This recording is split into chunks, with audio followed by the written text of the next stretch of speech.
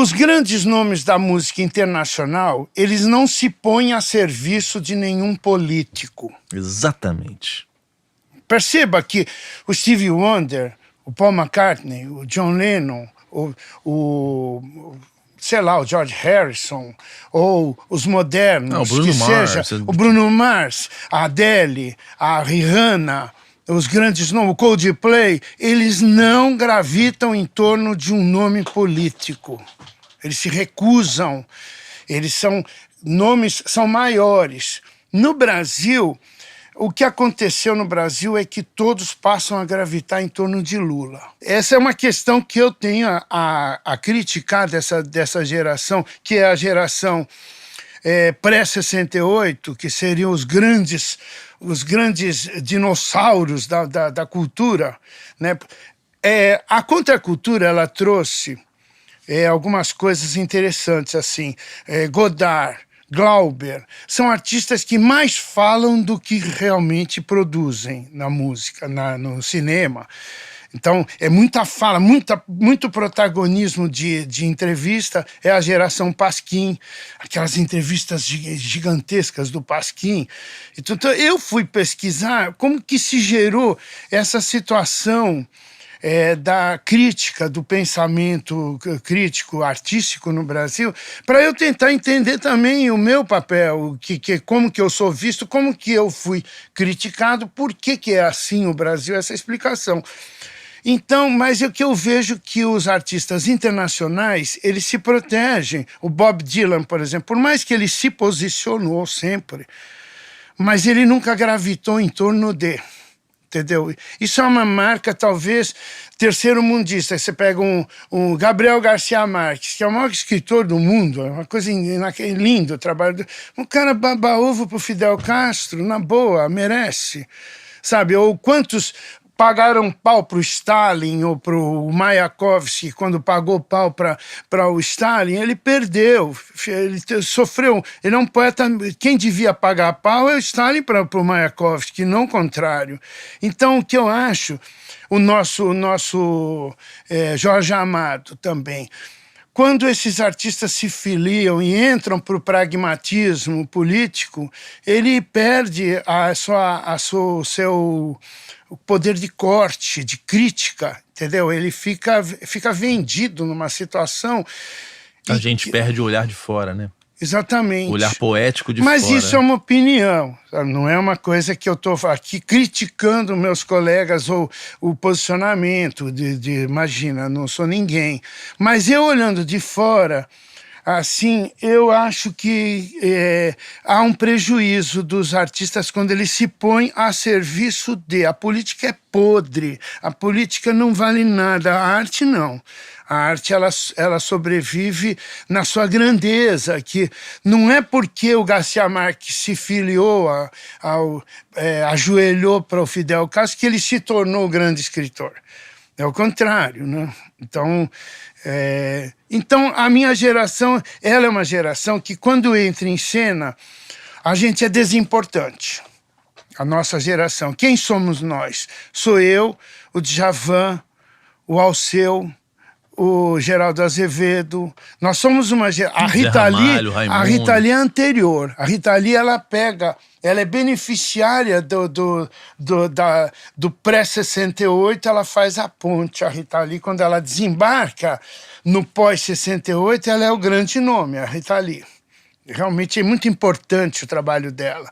E veja como ela é importante, porque ela nunca gravitou em torno de nada, a Rita Lee. Não é que ela é isentona, ela é altamente crítica em tudo que ela faz. Ao longo da carreira inteira. Eu acho maravilhoso isso. Tem que prestar atenção o quanto ela é grande, por não se deixar capturar pelos movimentos políticos e ter esse poder de corte até hoje. Aí a nossa geração, ela tinha que ser classificada como desimportante, porque a gente não tinha os elementos que a geração anterior teve, a geração do Chico, né? Eu pude conviver. Mas você sentia isso quando você chega em cena? A gente chega desimportante. Por exemplo, eu cantei Planeta Água no festival E o Walter Silva era um crítico chamado Pica-Pau. Ele escrevia na Folha de São Paulo e ele era um disc-jockey importante. E ele é do tempo da bossa nova, da tradição da música, da MPB, exatamente anterior. Ele que chama o Planeta Água o hino da Sabesp. E ele decreta que a letra era desimportante, era uma lista de lugares comuns, uma letra medíocre, que aquele festival tinha sido o pior festival de todos os tempos, que tinha sido o que eu participei, Planeta Água. Isso aqui na Folha de São Paulo, na contracapa da Ilustrada. Walter Silva decretando que eu sou desimportante, que a minha letra é uma porcaria. O próprio Ivan Lins, em cena, classificou a minha letra de fraca. Isso, ele estava junto com a Lucinha Lins. E não por acaso eu perco o festival para a musa do movimento artístico universitário, que era a Lucinha Lins. Mas ganha, né? E veja, por exemplo, a letra Mas dela... ganhou mais aqui a do letra que você, da música, né? dela é uma letra metafórica. Pode ser, mas eu sou feito purpurina, eu sou feito não sei o quê. Caí à tarde feito um viaduto, amou daquela vez como se fosse um príncipe. Então, a metáfora era digamos, o esteio da MPB era metafórico. Como o Planeta Água não era metafórico, era Mayakovsky. Então eu canto assim: amanhã será um lindo dia, da mais louca alegria, eu abro o coração, não tem metáfora nenhuma. Eu sou novo, não é a metáfora que ainda funciona. Eu era novidade, mas essa geração crítica me classificava como desimportante porque eu não tinha metáfora. Mas eu acho que pra Lucinha, depois ela deve ter... Você vê, por exemplo... Era melhor ter perdido aquilo ali, porque ficou ruim pra ela. Acho né? linda a música. A Purpurina é linda, e ela cantando, né? É lindo também. Nunca eu achei que nada era inferior a nada. Essa qualificação é uma coisa típica do jornalismo, né? O jornalismo que cabia a nós entendermos o jornalismo, já que ele nunca nos entendeu, mas o artista ele acha que ele é soberano e que Não, o jornalista não presta atenção. Crítico só fala bobagem. Ele está errado.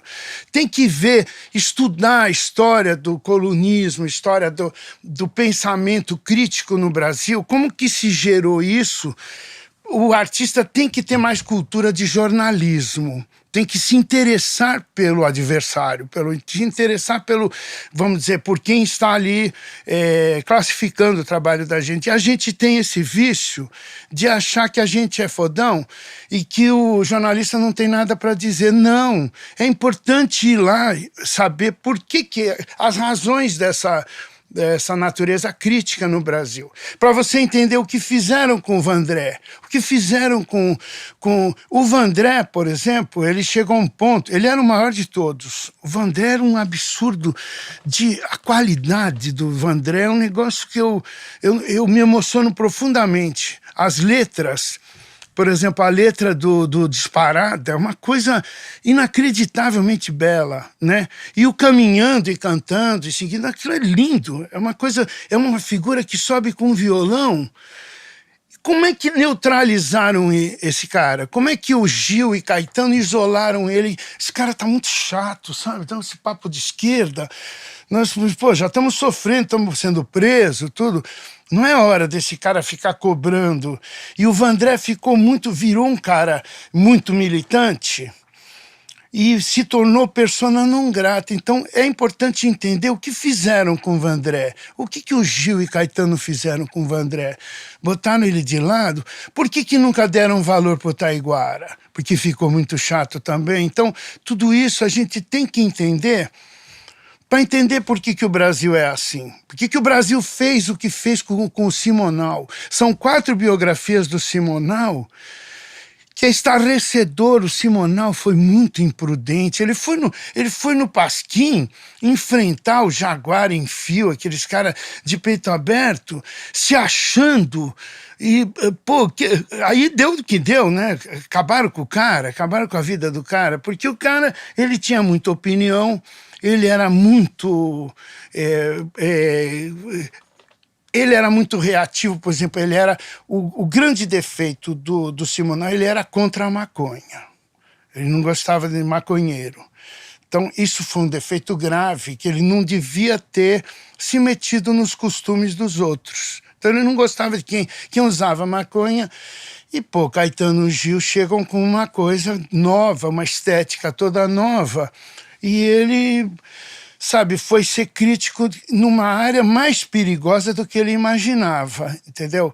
Então, essas coisas todas que eu acho que a gente tem que ir rever. Por que o Brasil resultou nisso aí que está hoje, né? Mas na minha geração, o que eu estava falando do Planeta Água, que eu fui classificado como desimportante, porque era importante ser desimportante para alguém, para existir uma geração. E quando eu digo que o Ivan foi falar da minha letra, que não era uma letra boa, o Planetário, por que ele faz letra? Se ele não faz letra, por que ele vem falar da minha? Que a minha letra... Ou será que eu, na época, eu ameaçava a figura do Ivan? Eu era um papo...